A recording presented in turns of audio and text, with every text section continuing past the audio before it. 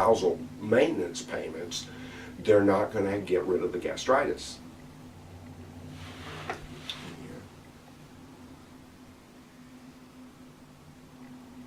Let's talk about kids.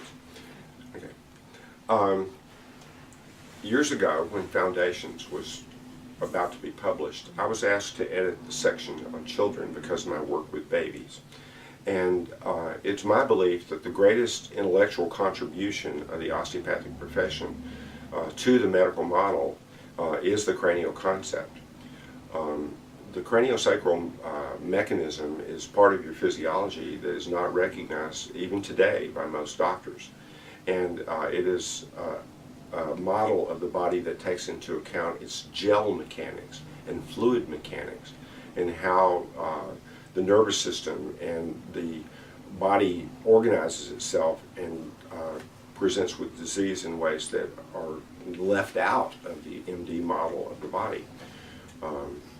When you start talking about craniosacral in the context of children, there is no area I can think of where osteopathy has a greater opportunity to contribute not just to the immediate health of the child, but to their long-term growth and development.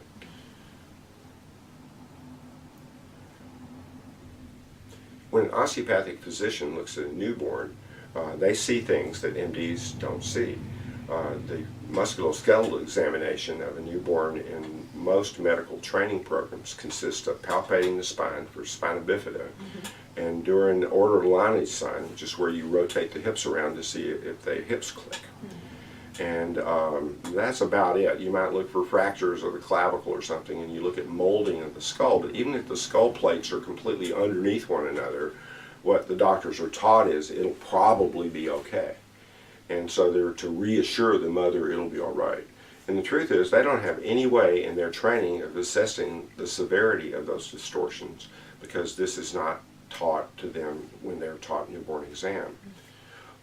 One of my hopes in terms of how you might change the medical model in this country is in the newborn exam, because a child who's just been born has been put through a trauma that is certainly the equivalent of a car wreck in terms of what it's done to their body, and yet they're left to get over it on their own, so to speak, in that simple techniques that can take the distortions out and help rebalance the child's physiology are not part of medical training, nor is it part of pediatric training in this country today.